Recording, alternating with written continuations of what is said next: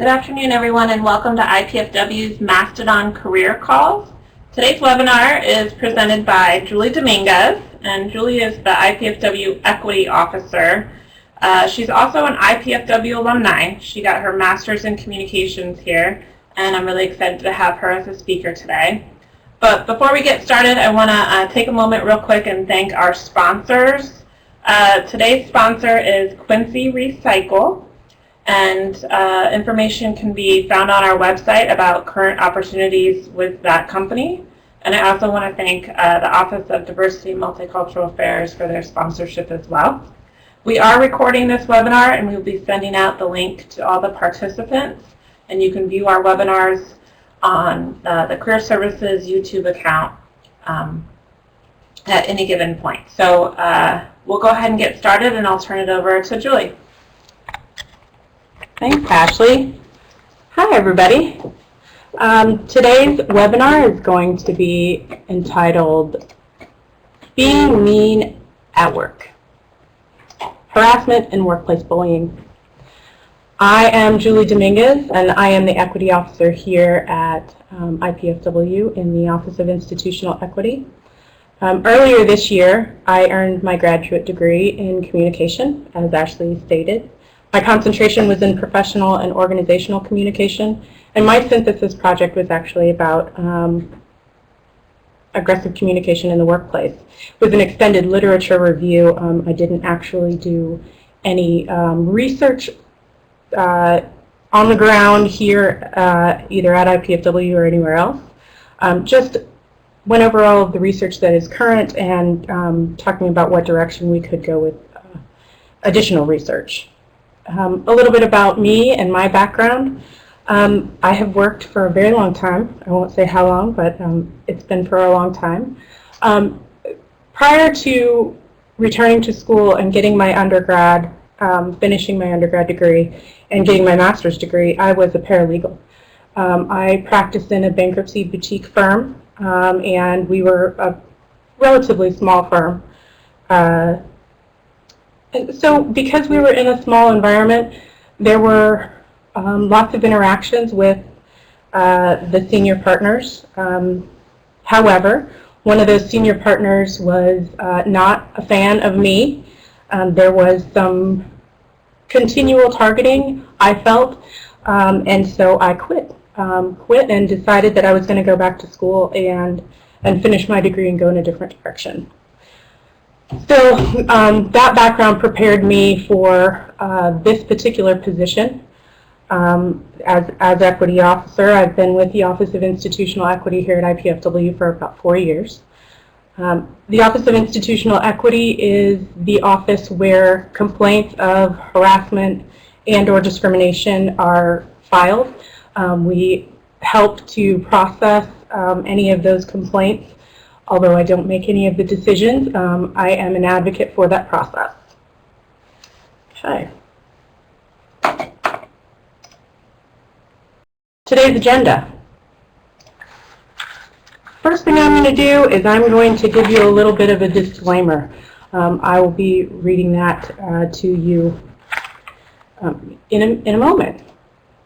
I'm going to go over the terms and the relevant law that applies to this particular area of study. I am going to discuss in more detail harassment and workplace bullying. Then we're going to go on to a discussion of aggressive communication at work. And we're going to end up with some best practices for a positive workplace culture.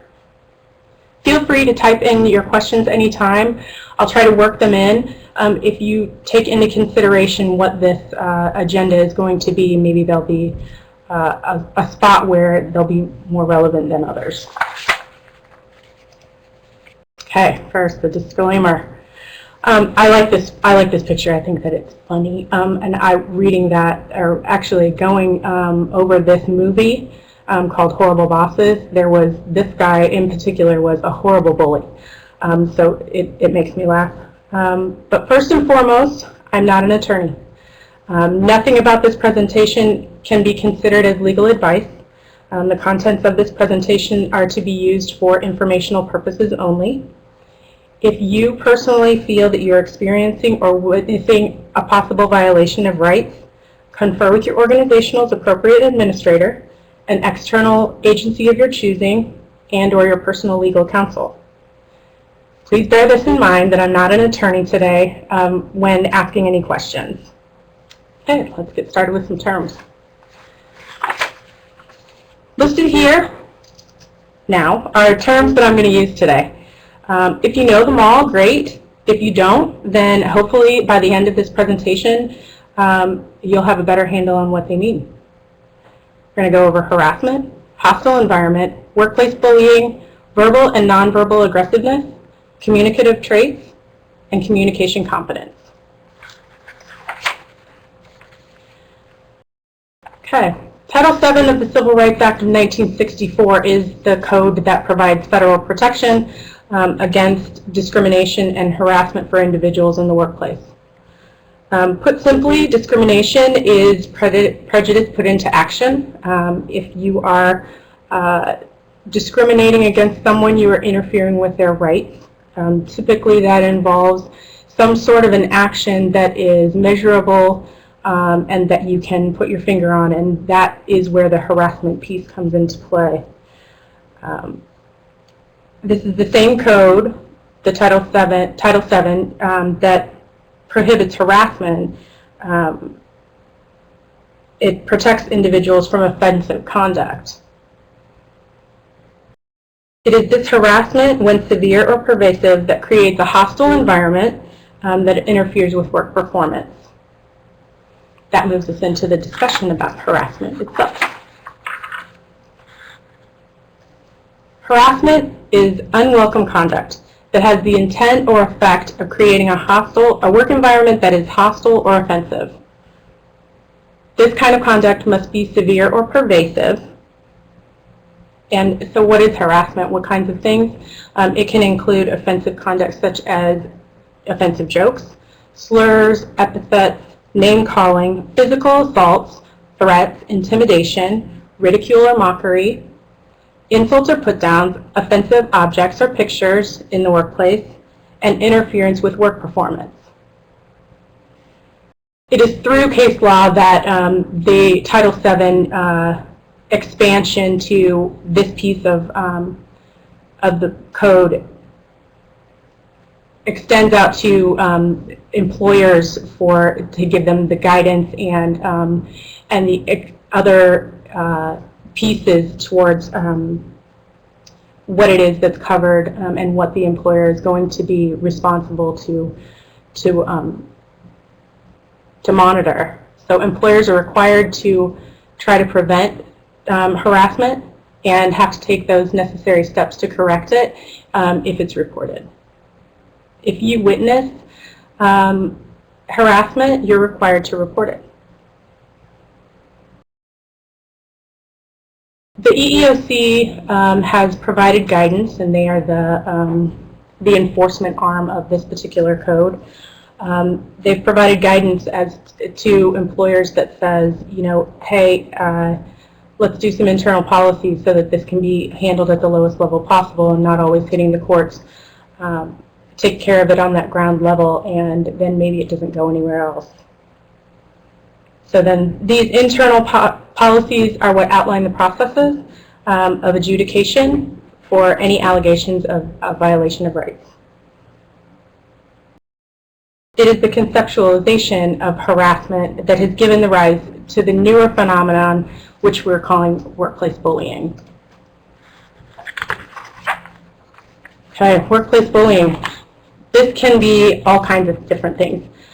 This can be individual to individual, it can be group to individual, it can be individual to group, it can be direct or it can be indirect in nature, and it's going to include a lot of different things, maybe just one of the pieces, but usually is pervasive conduct that includes more of the following.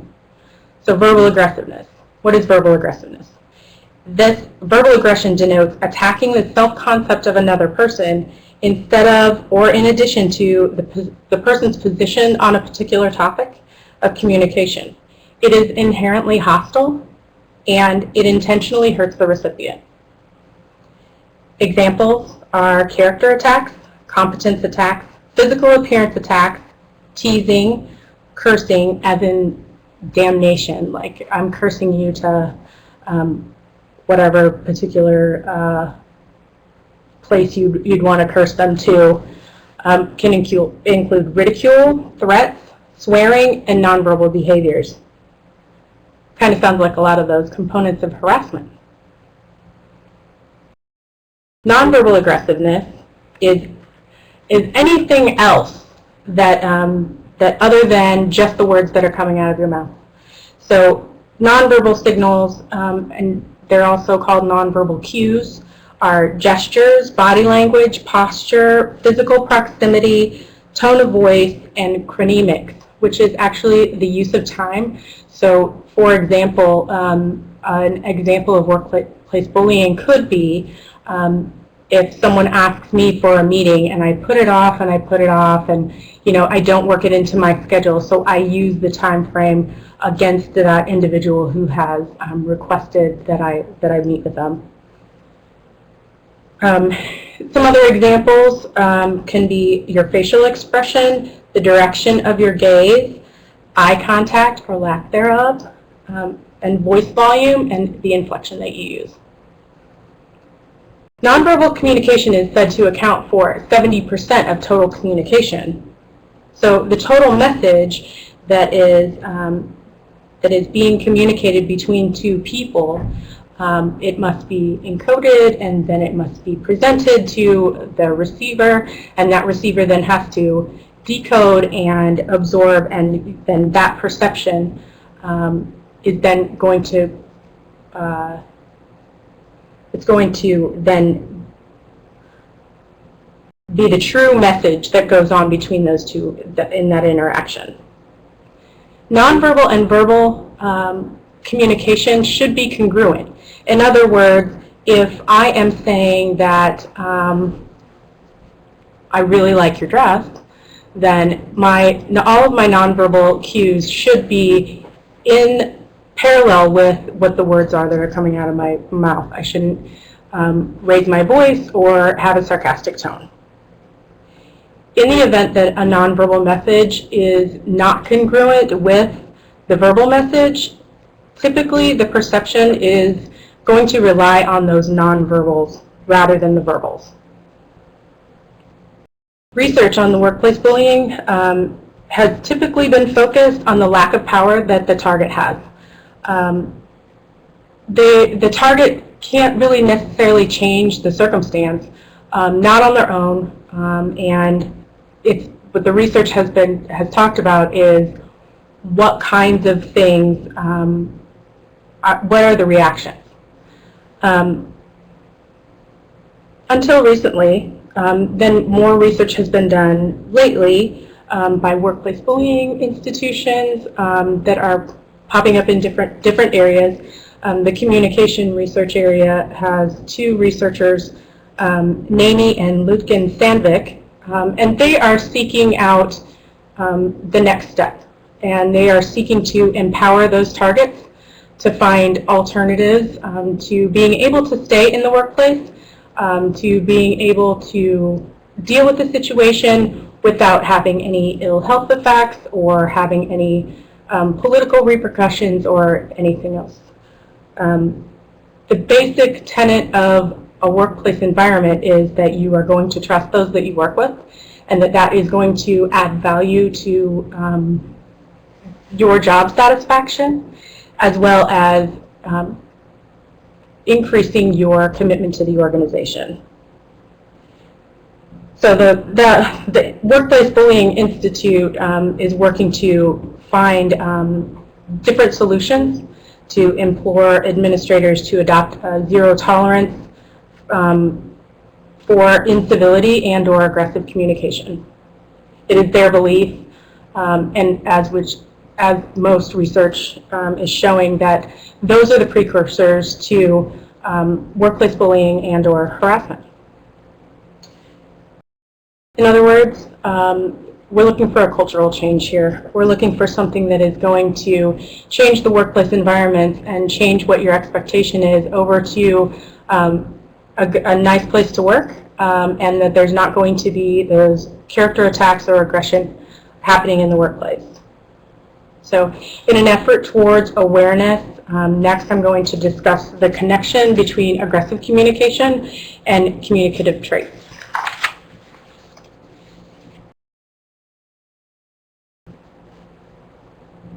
Communicative traits are those consistent propensities in the communication process. I'm going to discuss some of them, but not all of them, that are going to hopefully just contribute to this discussion, and about the factors that are going to contribute to the issues of workplace bullying and or harassment. Communicative traits can include locus of control, the type of argument, ironic messaging, and those things point then to communication competence. Locus of control has to do with whether or not a person feels that the control over a given situation is either internal or external in its nature. If it's if the person is more prone to believing in an internal, that means that individual feels personally responsible and in control of what can go on. I can affect the outcome of this particular situation. If that individual feels like these things are external, that means that the outcomes are determined by fate or luck or some other external force. That particular person is not going to feel as if they can contribute to or affect the outcomes of those particular situations. The type of argument that is happening is a contextual component. What kind of an argument are we having? Are we having an interpersonal conflict that is dealing with a personal issue, and those personal issues could be things like trust or jealousy, or are we having an issue that requires us to talk about something that is more of a public issue in its nature, such as politics or welfare? Now, either one of those types of argument are going to bring about passionate feelings from all different kinds of individuals. There can still be a propensity towards utilizing verbal aggression in either one of these types of arguments. This context is what could be the possible impetus for an emotional reaction. And if someone has an emotional reaction and or they're uncomfortable, that typically will push an individual towards utilizing those tactics that make them the most comfortable. For example, if I am discussing a particular issue with regard to a presentation with someone that I work with, and we are discussing possibly my posture, or we are talking about whether or not I was actually a good communicator in that particular presentation, I may get uncomfortable. That's a personal argument that we're going to have. It's of a personal nature, and I may feel either offended or vulnerable or concerned and worried about what's going to come out on the other side. Because it's a personal nature, what I may do is revert back to, I like to call it my communication cave, and just utilize those tactics that are going to keep me the most safe, make me the most comfortable.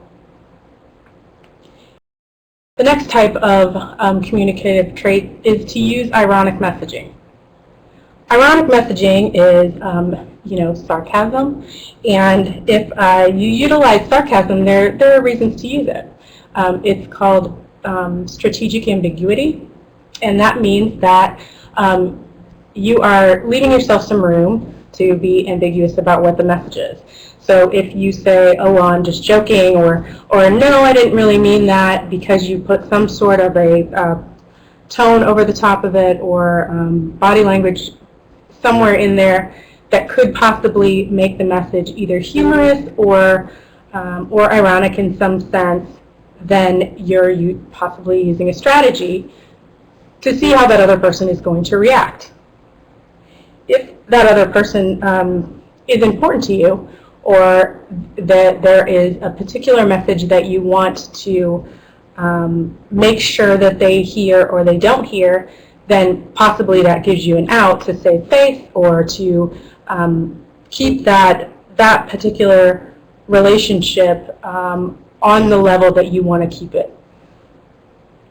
The context of that particular argument is also going to come into play. And so any of these three types of communicative traits can be utilized interchangeably. They may be there continuously. You may have an internal and an external people who are internal with their locus of control, talking to someone who has an external locus of control. You may have two of the same. All of these things can be mixed in together. We can be talking about a public argument that someone feels very personally about that they haven't disclosed to the other person because they're involved in that particular issue, such as welfare.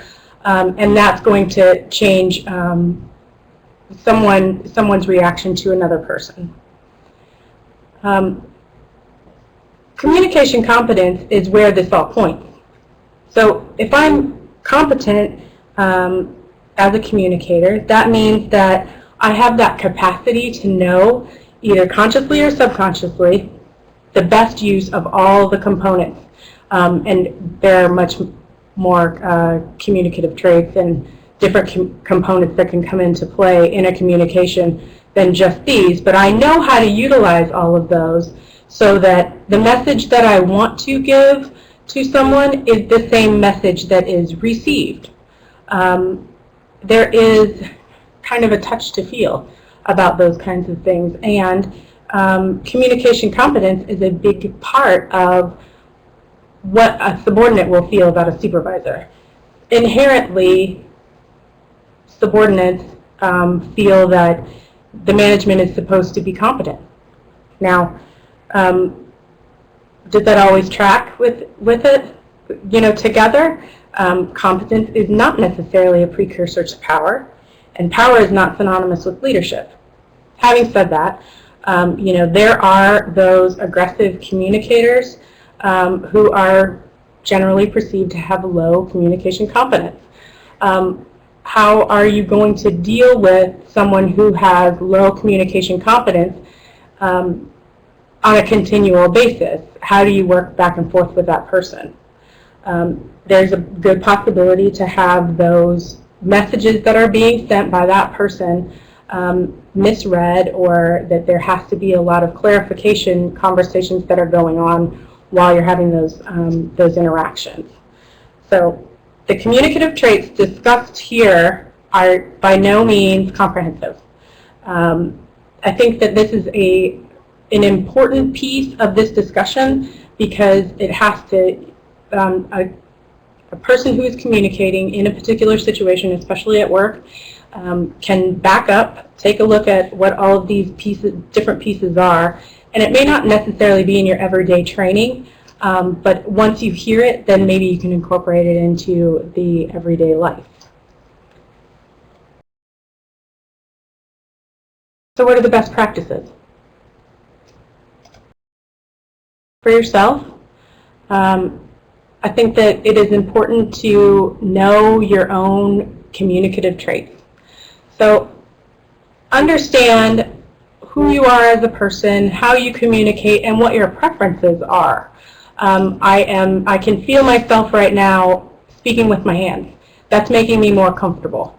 Is that going to be a nonverbal trait of mine? Not necessarily all the time. But if someone else who knows me in the workplace can pick up on some of those nonverbal cues about what I'm feeling about a particular situation, then they can better communicate with me on the other side. So if you recognize the communicative traits of those around you, then if I notice that my hand gestures are increasing and what that means to me, I can possibly pick that out in a fellow coworker or a superior to see that, we're on the same ground, we're still communicating, we are trying to get a message back and forth between the two of us, and are there extraneous other pieces that are going to come into play in that particular message? If you can recognize those and you can step back and take into account what someone else is trying to message to you, it can make those interactions a little bit more comfortable. I think the last thing is that you need to know your organizational policy, and you have to know who your administrators are for those particular those policies. If your policies are tracking with the federal law, then you can always go and talk to whomever that particular administrator is and say, hey, you know, what's the process? What's the procedure? Do we have somebody who is my advocate, or do I need to advocate for myself? What are the steps that I can take going forward to try to alleviate this particular situation? Is it just a level of discomfort? Is it something that is workable, or is it something that really does need to go through a process, needs to be adjudicated, and then needs to have some sort of an answer on the other side? Of course, possibly you're a witness to a negative workplace environment, or you're a witness to someone being targeted. The first thing that I think that you have to do as that witness is you can name it.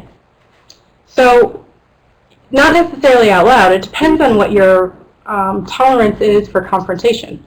If you are going to be a bystander, which sometimes you may possibly be, you are going to have occasion where you could be confrontational with someone who is either targeting someone else or is being a target. So naming it is that piece where you say, wow, that's a really strong opinion, or I didn't know that you felt that way, or, you know, is there something else that we can do? Maybe we should take a break. Meetings sometimes get kind of heated, and it's a good way to diffuse the situation and give everyone their space to be able to evaluate their own behavior.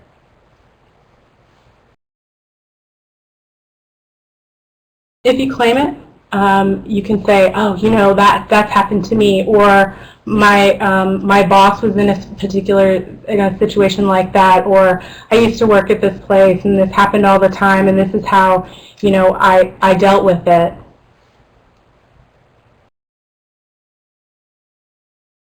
Depending on your confrontational style, again, you can stop it. If you are comfortable being confrontational, then you can address the behavior right there in an appropriate forum, still being civil, still being appropriate, you know, and maybe say something like, well, you know, I appreciate the variety of opinions that there are, and I value what you have to say. There's not any need for any put-downs. Let's try to understand that everybody has an opinion, and it has to do with that particular that issue, that matter, that circumstance, not necessarily about that particular person. Even if you are trying to address someone's behavior, say in a meeting or about a presentation or anything to that effect, there is a way to back up, to be civil, to still be professional, and not use an aggressive behavior.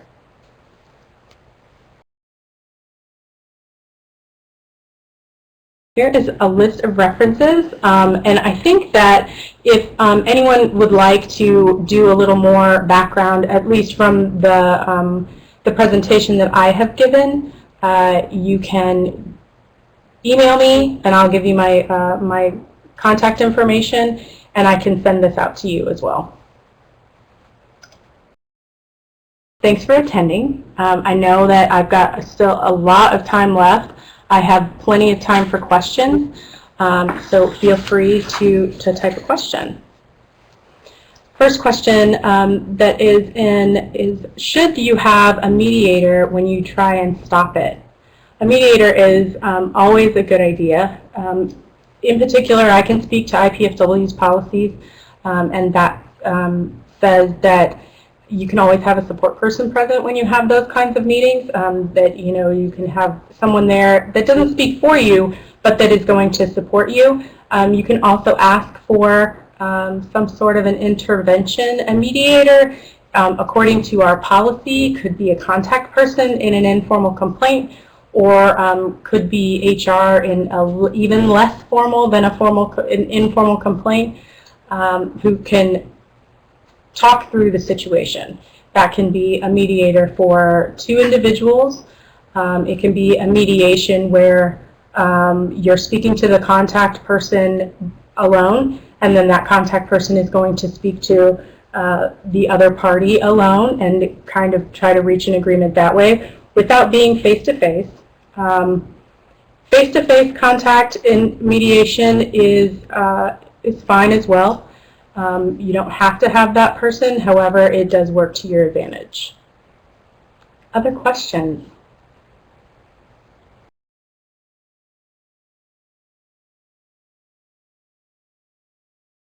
I have another question that says, if you witness a direct supervisor strongly harassing someone, do you recommend talking to them about it directly? Or do you recommend reporting them to HR or who? This is a good question. It's a good couple of questions. And the line that it's taking is that, you're a witness and you can see that there's a situation that's making you uncomfortable. Depending on what the context is, and depending on what your confrontational style is, what your level of comfort is with the supervisor, ask to speak to that person in an appropriate form. In the event that you want to confront it right away, right now, step back, take a deep breath, and understand how you can be assertive and argumentative without being aggressive. And that means that you're not going to attack that person's character. You're only going to talk about the situation at hand. So my recommendation from this communication standpoint is to be aware of what the surroundings are and what your possible risks are on the other side. I think that you can report it. You can do all of the above. But if you witness harassment, there is that possibility that you can be pulled into a question later on and asked about what your perception was of the particular situation. If you perceive that this could be harassment, that there could possibly be a violation of rights, you can always go to your HR department and discuss it with them. That's part of what they're there for. And at IPFW, we have the Office of Institutional Equity that will also help. You can also go to your supervisor, go to someone that you trust, and discuss what the situation is that you've witnessed, and discuss what your possible courses of action could be from there. Other questions? Oh, you're welcome. I gotta thank you. You're welcome.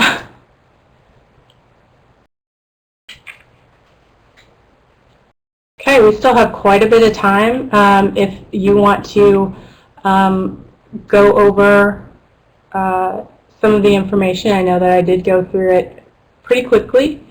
And